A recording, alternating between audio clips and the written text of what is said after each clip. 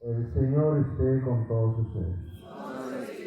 Lectura del Santo Evangelio según San Juan.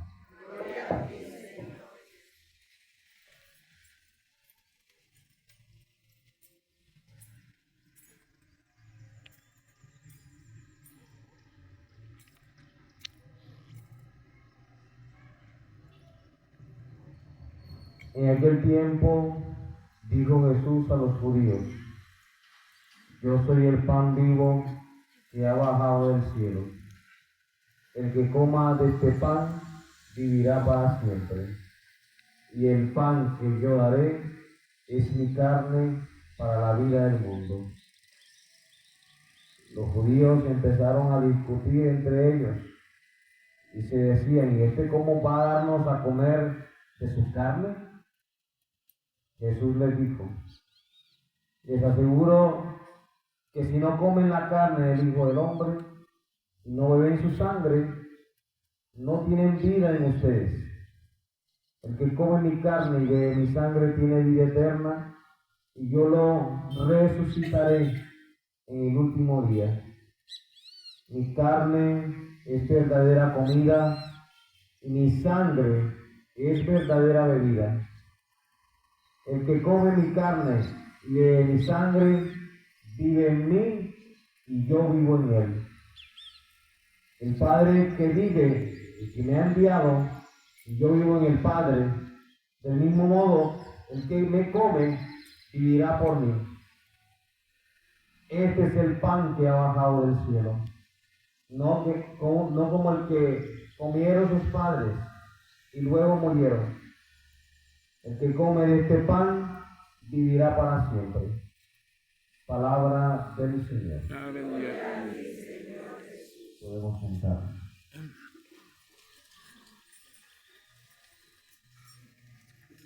Bueno, esta fiesta o solemnidad del Corpus Christi viene a cobrar sentido un poco después de el luteranismo, cuando la Iglesia se divide y se empieza a adorar a el sagrado sacramento de Jesús en su cuerpo y en su sangre a través de la custodia. Así que después de ese momento en que la Iglesia sufre el cisma, parecería que se quiere resaltar el hecho de que la Iglesia tenga esa presencia viva en medio de ellos, y cuando empiezan a resurgir las custodias. O sea, inicialmente la Iglesia, cuando empezó a conmemorar este sacramento, no era para adorarlo, inclusive es para comerlo. Pero lógicamente, como he dicho, después a través de tantos estudios empezaron a venerar a Cristo como el verdadero sol, como el sol que nace de lo alto, y por eso las custodias tienen figura de sol. Todas las custodias tienen casi siempre figura de sol. Ahora hoy día que han cambiado un poco la figura, como la figura de María, y tienen, donde se recibe, donde se recepciona el cuerpo de Cristo, tiene forma de vientre, y así otras más. Hay unas muy hermosas, hay otras que no son tan hermosas, pero es que la belleza del cuerpo y sangre de Cristo no está en donde se mete, sino en lo que en sí mismo contiene dentro, la presencia viva y real de Jesús. Y a partir de ahí, se dividió la Iglesia a través de Lutero. Posteriormente, o sea, no es tan antigua este hecho, posteriormente se empezó a adorar a Jesús Eucaristía hasta llegar al día de hoy. Comenzaron a adorarlo a través de custodias grandísimas, inmensas. Después poco a poco fue reduciéndose el tamaño hasta llegar al día de hoy, en lo que hoy tenemos cada uno en las parroquias según la capacidad de cada parroquia o de cada párroco de tener una custodia. Entonces, hermanos y hermanas, pero ese no es el sentido importante de esta fiesta. El sentido importante lo empezamos a escuchar nosotros de la primera lectura. con este libro de Deuteronomio en su capítulo 8. Comienza Dios invitando al pueblo a recordar, utilizando un término muy hebreo que se llama sakar, Z-A-K-A-R, sakar. Pero ese recordar no solamente un acuérdate, sino que nosotros ese sacar, ese mismo verbo lo utilizó Jesucristo, pero ahora en la traducción cuando fue compilado el Evangelio de Mateo, de Marcos, que habla de la última cena cuando Cristo va a convertir el cuerpo y la sangre, va a utilizar no el sacar, sino el término en griego anamnesis, que significa lo mismo. Sacar y anamnesis es lo mismo, que es conmemorar. ¿Y qué es conmemorar? O sea, traer el ayer, el pasado, al hoy y vivirlo. Y en la primera lectura, el Señor está diciendo, acuérdate de lo que yo he hecho por ti. Y cuando se centra esta primera lectura, hermanos y hermanas, ya han pasado 40 años en el desierto. La primera lectura ya han pasado 40 años caminando. Es un pueblo nuevo, una nueva generación, porque la vieja generación salió idólatra. La vieja generación salió con seguridades. La vieja generación fue una generación bastante rebelde. La vieja generación, que fue la que salió de Egipto, fue aquella que adoró a un becerro o un toro de oro. Esa vieja generación, a través del camino del desierto, ha muerto. Y ahora Moisés le habla a una nueva generación, el cual le dice, acuérdate el camino que el Señor ha hecho contigo. Acuérdate, Padre José, el camino que el Señor ha hecho contigo. O sea, trae en el momento en que Dios te sacó de ese camino de ignorancia y te trajo al hoy. Acuérdate, es como si nos dijera todos eso. Acuérdate tu historia, tráela al hoy, para que veas cómo el Señor te ha sacado. Inclusive, se dice que este versículo del capítulo 8 de Deuteronomio se llama la pedagogía del hambre. Porque a través de 40 años el Señor ha permitido que el pueblo camine y pase ciertas necesidades para que el pueblo se dé cuenta, así como va a decir después Moisés, que no solo de pan vive el hombre, sino de toda palabra que sale de la boca de Dios. O sea, Dios a través de 40 años ha dicho, mira lo que he hecho yo contigo de hace 40 años para demostrarte que soy yo quien te ha de comer. Y nos dice también hoy a nosotros, en nuestro hoy. Acuérdate de lo que hoy estás vivo por mí. Eso el Señor nos dice hoy. Acuérdate que hoy tienes familia por mí. O sea, el Señor en el desierto ha matado el yo del pueblo para ir al tú de Dios.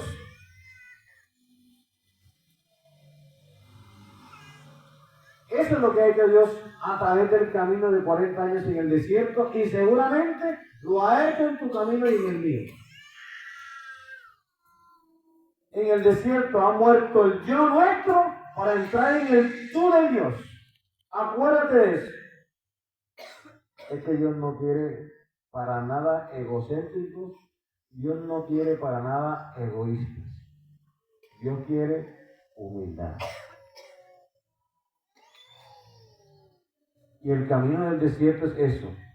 Muere el egoísmo para que viva la humildad. Mueve el egocentrismo para pasar a la verdadera adoración del único y verdadero Dios. Porque el egoísmo, el egocentrismo, pasa de centrarnos a nosotros, tiene que morir esto para que podamos darnos cuenta que Dios está frente a nosotros y está caminando delante de nosotros. Sería bueno hoy acordarnos de eso y traer al hoy eso para que el amor no se apague.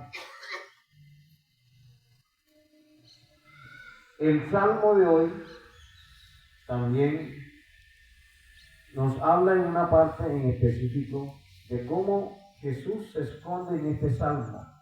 Daniel capítulo 3 dice, mentira, no es Salmo 147, me equivoqué. Salmo 147. Dice hoy,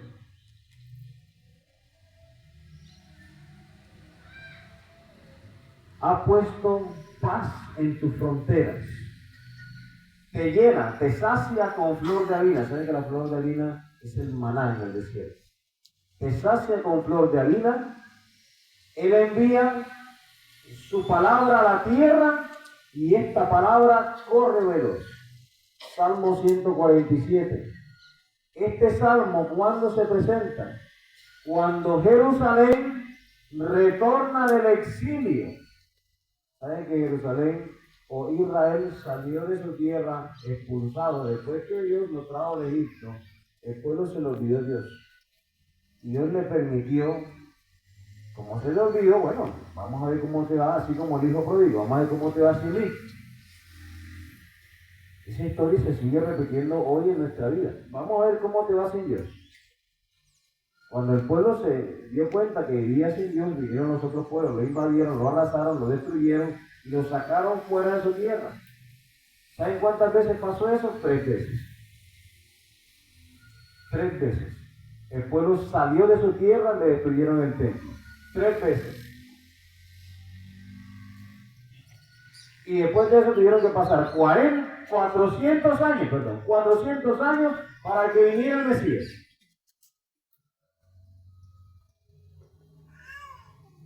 Y cada vez que el pueblo sufrió el exilio en la tierra que Dios ya le había dado por medio de Moisés, cuando los pasó por 40 años en el desierto y entraron en la tierra prometida, el pueblo volvía alegre, porque se daba cuenta que sin Dios no podía vivir, no podía existir. Y este salmo es un salmo del pueblo que vuelve. Y es un pueblo que se da cuenta que Dios siempre los ha saciado. Así como en el maná en el desierto, el maná que para ellos en el momento era el mejor trigo, también envía su palabra. Y es un salmo escrito mucho antes de Jesús. Para hoy nosotros pasa lo mismo. Dios envía diariamente su palabra a la tierra, pero también su presencia viva a través de la Eucaristía. Un mejor pan del que se les dio en el desierto a ellos. Un mejor pan. ¿Para qué este pan? La segunda lectura nos va a traer este mensaje. Este pan es para, dice Pablo, el cáliz, la sangre de Cristo que bendecimos, no es comunión con la sangre de Cristo, y el pan que partimos no es comunión con el cuerpo de Cristo. ¿Qué quiere decir eso? Hermanos y hermanas, esta carta de hoy, en la segunda lectura, nos va a confrontar, porque nos llama a la comunión. Si usted comulga, es para que usted sea comunión con el otro. Por eso es ilógico que usted comulgue y esté bravo con su hermano. Que usted comulgue y esté bravo con su mamá. Que usted comulgue y esté bravo con su hijo. Que esté bravo con su esposo. Que usted comulgue y tenga odio en su corazón. Pero mejor no comulgue.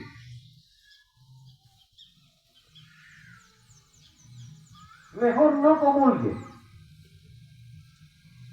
Y aún así, usted y yo estamos llamados a comulgar para estar en comunión. ¿Y qué es comunión? Vivir en unión con el otro, pero a través de Dios. Entonces, hermanos y hermanas, este no es un acto de piedad. Al comer del único pan, es lo que expusimos aquí ahorita, y después he colocado ahí, que es la reserva.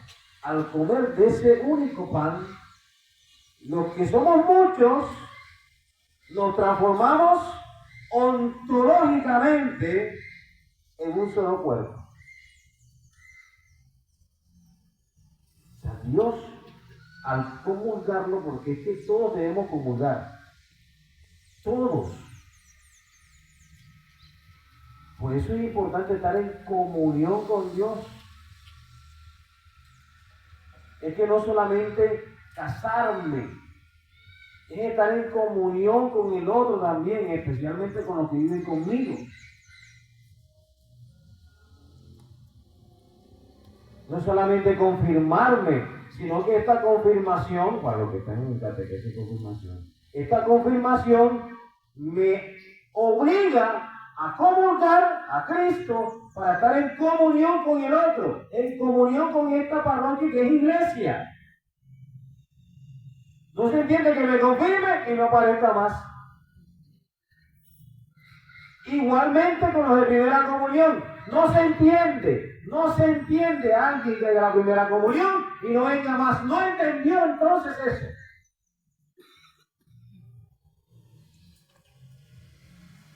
La palabra lo dice, común unión.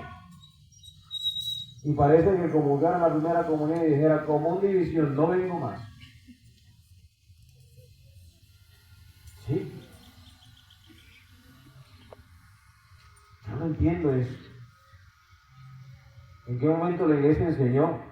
Esto no es la primera, común división, yo no sé. Mi primera división.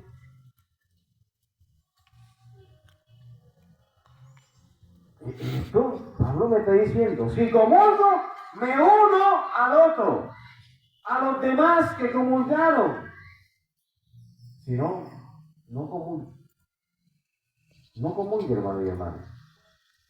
Miren, aquí Pablo me deja claro en el capítulo 10 de esta carta que leímos hoy, versículo 17. La fracción del pan, que cuando se parte y se comparte, me exige la unión en comunidad. Me exige, entiende eso, te exige. Métete eso en los tuétanos.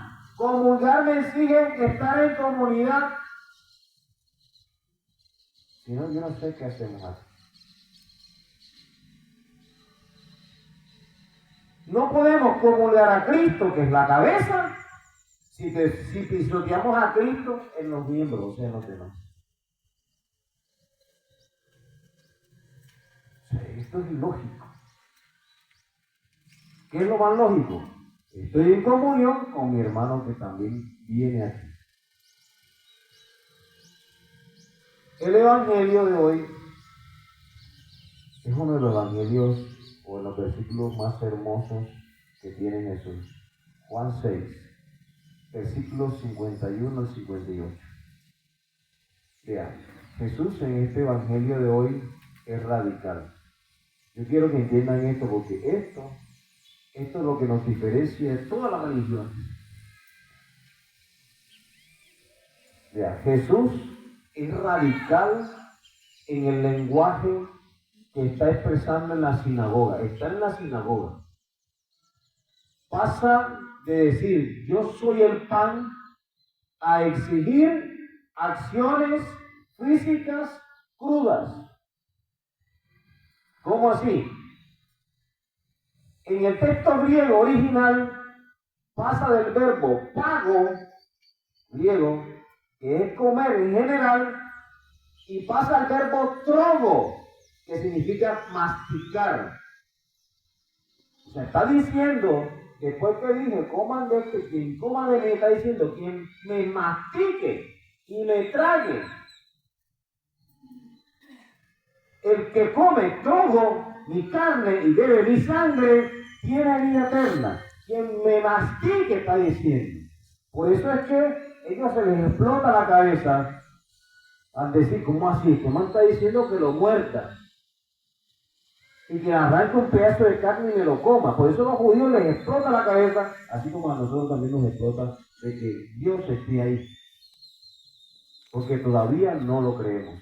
Si nosotros viviéramos con la certeza real de que Jesús es quien está ahí en la reserva, o es quien está aquí cuando el cura ya con las manos ha extendido y ha pedido al Espíritu Santo que convierta el pan en vino y cuerpo y sangre. Si en verdad usted y yo comprendiéramos eso con la realidad que es, le aseguro que viviéramos realmente en comunión y no hubiera ninguna división. Dice, el que come tronco mi carne y bebe mi sangre tiene vida eterna, y además promete el fruto supremo de esta Eucaristía. Permanece en mí y yo permanezco en él. Jesús no está hablando de algo metafórico, de algo simbólico, como pensaban los judíos y murmuraban. Es un realismo eucarístico total. La carne de Cristo es comida verdadera porque es la autodonación del Hijo en la cruz. Quien comulga asimila la vida de Jesús para vivir por Él y como Él. Si comulgas, te tienes que asimilar a la vida de Jesús para Él y tienes que comportarte como Él es. Y Él no dividió a nadie. Él a todos los llamó a la conversión, incluyendo a los fariseos. Los corrigió bastante y ellos, cuando se negaban, más le cogían a él. Porque mucho puede querer Dios que usted viva en comunidad. Mucho puede querer Dios que nosotros vivamos en comunidad. Pero al final la decisión de vivir en comunión la toma usted y la tomo yo. Y esta experiencia en comunidad es la que nos va a llevar al cielo. O sea, a usted no lo va a llevar al cielo comulgar toda la Eucaristía, sino es comunión con la parroquia. A usted no lo va a llevar al cielo comulgar la Eucaristía si usted no se reconcilia con su hermano. Usted puede comulgar toda su vida, pero si usted es esa persona que hoy día le insulta al otro porque el otro va a votar por la estrella, y le insulta al otro porque el otro va a votar por resetea, usted sinceramente, usted está más condenado que salvado. ¿Seguro?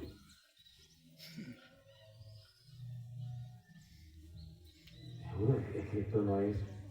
El cristiano no está dividido con nadie. Con nadie. No, James Rodríguez no le dio la mano a la hija del presidente Pedro. Ese James sí es. Cristianos que han criticado eso. Y James ya se excusó, ya la hija de Pedro lo perdonó, que le hablara más duro, que no lo escuchó, y todavía hay gente tirándole a James Rodríguez. Y yo no soy un futbolista, pero me di cuenta del bendito hoyo tan berraco que hay aquí en Colombia.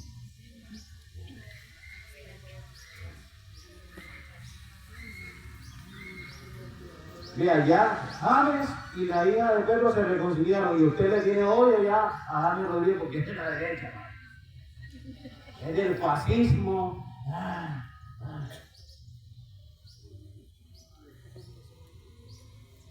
Hay gente que sinceramente tiene pudredumbre en el corazón. Pudredumbre. O sea, yo leo todo en las redes sociales, todo, hasta comentarios de personas muy cristianas, con mucha camándula. Pero vea, siembran el odio hasta decir nomás. Y no estoy hablando solamente de cristianos no católicos, sino hasta de los mismos católicos, que se pulan San la Virgen María. Yo sé que no son todos, pero hay un cierto número muy bueno que está sembrando el odio dentro de la iglesia y la división. Eso no es de Dios. Porque el que se hizo comida nos llamó a la comunión, no a la división.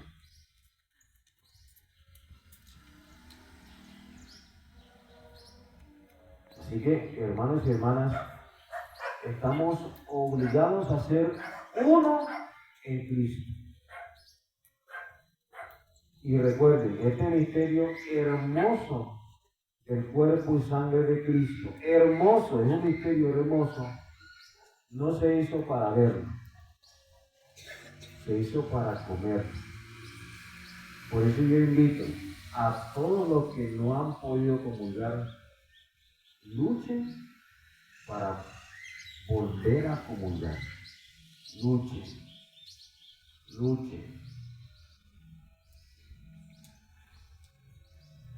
Luchen para volver a comulgar. Allá una muchacha en Bonanza luchó para volver a comulgar. ¿Cómo? Yo no sé cómo convenció al esposo, pero se casó y ya está comulgando. Aunque el marido no ha ido a misa las noches, pero ella lo logró lo que ella quería.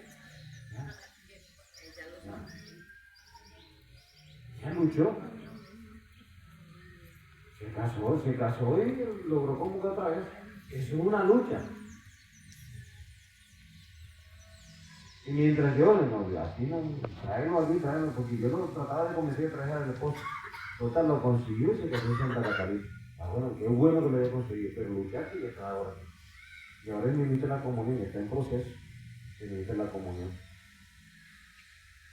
Pero luchó y alcanzó. Esa lucha es constante. Porque Dios nos pide mantenernos en comunión con Él. Con Él. Lo demás es añadidura. Si estoy en comunión con Él, estoy en comunión con mi familia. Si estoy en comunión con Él, estoy en comunión con mi sociedad. Si estoy en comunión con Él, estoy en comunión con el que piensa diferente. O el que vota diferente. Estoy en comunión con Él. Hermanos y hermanas, dejemos que Cristo hoy entre en nuestra vida. Amén. Amén.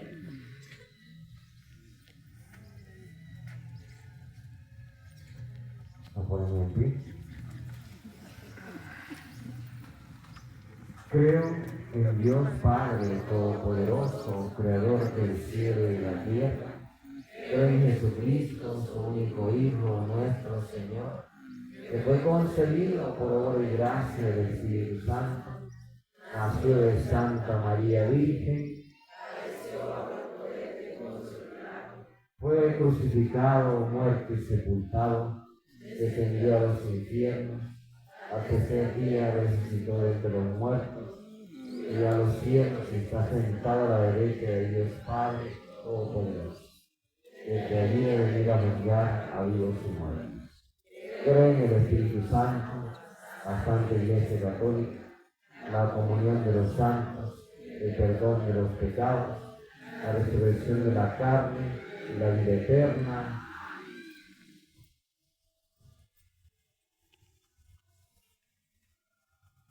Señor, tú que eres el pan vivo bajado del cielo, te pedimos que sigas alimentando a tu iglesia con tu cuerpo y con tu sangre, que son verdadera comida y verdadera bebida.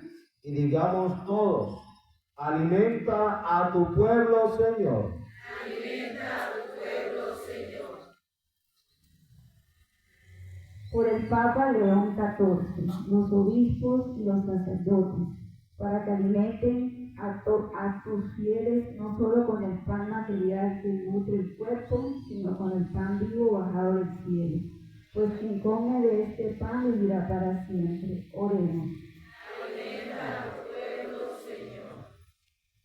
Por los gobernantes y dirigentes de las naciones, para que su principal empeño sea satisfacer las necesidades básicas de los ciudadanos, especialmente calmar el hambre y la sed de sus pueblos mediante educación, trabajo y oportunidades. Oremos. Alimenta a tu pueblo, Señor. Por quienes sufren por falta de alimento o de consuelo, para que la caridad de los cristianos los lleve a descubrir a Jesucristo, que es verdadera comida y verdadera bebida. Oremos. Por todos nosotros que compartimos la mesa eucarística, para que un día participemos también del banquete eterno, según la promesa de Jesús. El que coma mi carne y bebe mi sangre tiene vida eterna, y yo lo resucitaré en el último día. Oremos.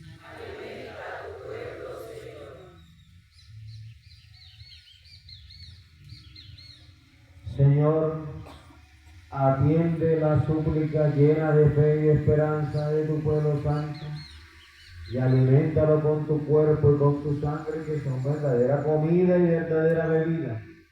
Tú guíes y reinas por los siglos de los siglos.